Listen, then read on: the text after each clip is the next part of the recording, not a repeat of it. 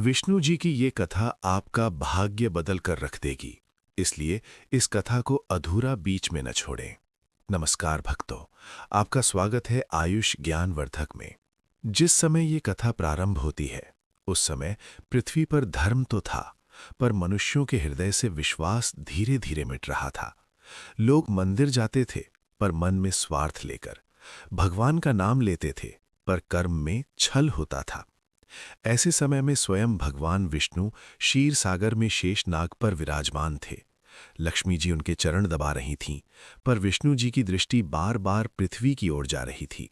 लक्ष्मी जी ने पूछा, स्वामी, क्या आज भी कोई ऐसा है जो निस्वार्थ भाव से आपका स्मरण करता हो? विष्णु जी ने गहरी सांस ली और कहा, बहुत कम देवी, बहुत कम। पर जहां एक भी दीपक जलता है, वहीं अंधकार हारता है। उसी समय पृथ्वी पर एक निर्धन ब्राह्मण रहता था। नाम था माधव। न धन था, न प्रतिष्ठा, न संतान सुख। जीवन में केवल एक चीज थी, भगवान विष्णु पर अटूट विश्वास। वो प्रतिदिन बिना किसी दिखावे के, बिना किसी मांग के केवल इतना कहता, हे नारायण, जैसा आपने लिखा है वैसा ही होगा। लोग उसका मजाक उड़ाते, कहते विश्वास से पेट नहीं भरता, पर माधव मुस्कुरा देता। उसे पता था, जिसका भरोसा विष्णु पर हो, उसका भाग्य कभी खाली नहीं होता। एक दिन गांव में भयानक अकाल पड़ा। अन्न समाप्त हो गया। लोग भगवान को कोसने लगे, मंदिर बंद होने लगे। पर माधव ने उस दिन भी दीपक जलाया। भूखा था, पर हाथ जोड़कर बोला, हे प्रभु, अगर आज मेरी परीक्षा है तो मैं तैयार हूं। उसी रात स्वप्न में उसे एक दिव्य पुरुष दिखाई दिए, पीतांबर धारण किए, नेत्रों में करुणा, हाथों में शंख और चक्र। उन्होंने कहा, माधव, क्या तू मुझे आज भी नहीं छोड़ेगा? माधव रो पड़ा, प्रभु, जब सब छोड़ देंगे तब भी मैं नहीं छोड़ूंगा। यहीं से कथा का चमत्कारी मोड़ शुरू होता है। अगले दिन गांव में एक अनजान यात्री आया। उसने माधव के द्वार पर आकर जल मांगा। माधव के पास खुद पीने को नहीं था, फिर भी उसने अंतिम जल उस यात्री को दे दिया। यात्री मुस्कुराया और चला गया। उसी शाम गांव में वर्षा हुई। खेत हरे हो गए। लोग आश्चर्य में पड़ गए, पर किसी को नहीं पता था कि वो यात्री स्वयं भगवान विष्णु थे, अपने भक्त की परीक्षा लेने आए थे। शास्त्र कहते हैं, विष्णु जी भोग से नहीं, त्याग से प्रसन्न होते हैं। धीरे धीरे माधव का जीवन बदलने लगा। उसके पास धन आया, पर अहंकार नहीं, सम्मान आया, पर घमंड नहीं। सबसे बड़ा चमत्कार ये हुआ कि जिनके जीवन में संतान नहीं थी, उन्हें भी आशा मिली। कहा जाता है, जो इस कथा को श्रद्धा से सुनता है, उसके जीवन में भी वही परिवर्तन आता है जो माधव के जीवन में आया था। लेकिन कथा यहीं समाप्त नहीं होती। विष्णु जी केवल देने वाले नहीं, सुधारने वाले भी हैं।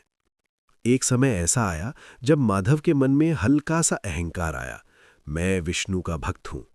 उसी रात विष्णु जी फिर प्रकट हुए और बोले, भक्त वही है जो स्वयं को शून्य समझे। माधव समझ गया। उसने उसी दिन सब दान कर दिया। यहीं इस कथा का सबसे बड़ा रहस्य छिपा है।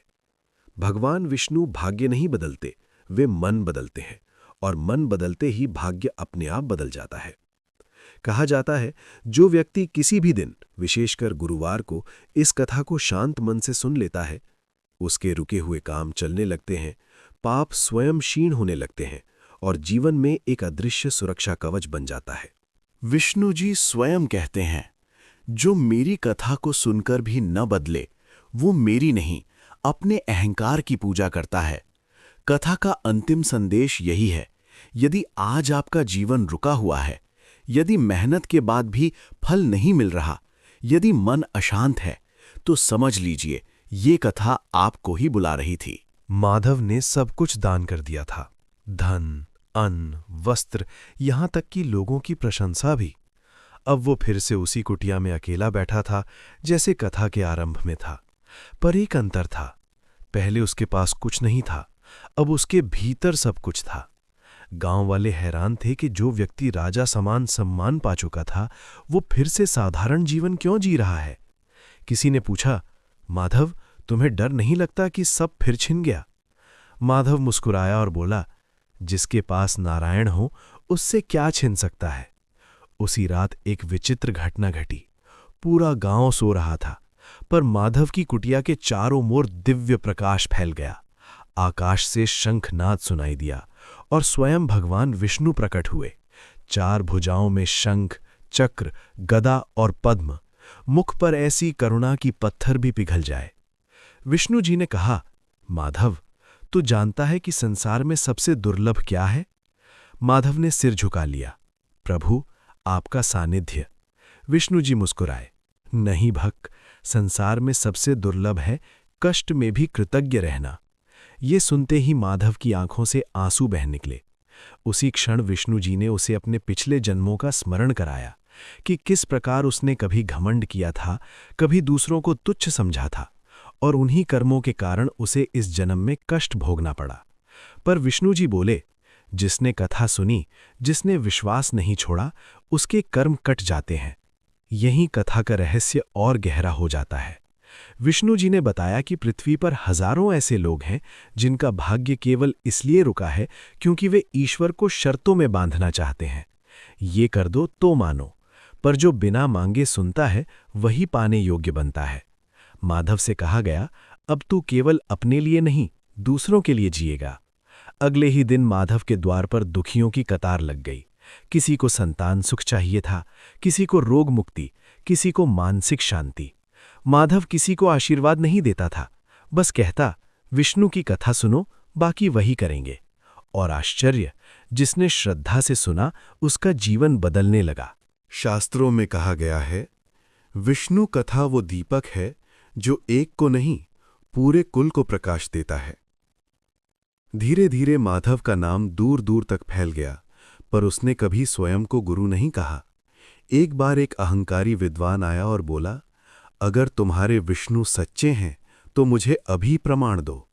माधव ने शांति से कहा, प्रमाण मांगने वाले को ईश्वर नहीं, तर्क मिलता है।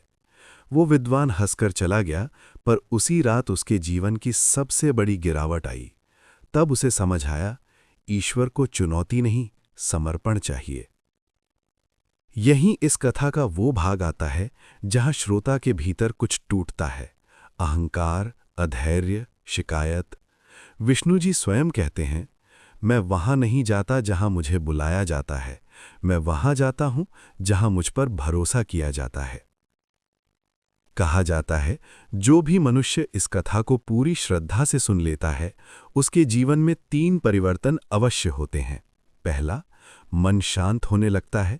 दूसरा, निर्णय स्पष्ट होने लगते हैं। तीसरा, भाग्य बिना शोर किए बदलने लगता है। और यही कारण है कि ये कथा केवल कहानी नहीं, भाग्य परिवर्तन का मार्ग है।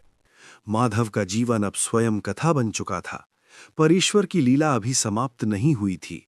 एक दिन अचानक पूरे प्रदेश में अशांति फैल गई। राजा का मन विचलित रहने लगा, निर्णय गलत होने लगे, प्रजा दुखी होने लगी।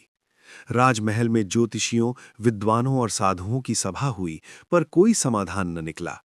तब किसी वृद्ध ने कहा, राजन, जब राज्य में धर्म डगमगाने लगे, तब विष्णु कथा ही संतुलन लौटाती है। राजा ने उसी क्षण माधव को बुलवाया। माधव डर गया, मैं कौन हूं, प्रभु की कथा सुनाने वाला साधारण मनुष्य। पर भीतर से एक आवाज आई, जहां मैं चाहूं वही मेरा माध्यम होता है। सभा में माधव ने कोई उपदेश नहीं दिया, कोई चमत्कार नहीं दिखाया। उसने केवल कथा आरंभ की, विष्णु जी के नाम से। जैसे ही कथा आगे बढ़ी, वातावरण बदलने लगा। जिनके मन में क्रोध था, उनकी आंखें नम होने लगीं।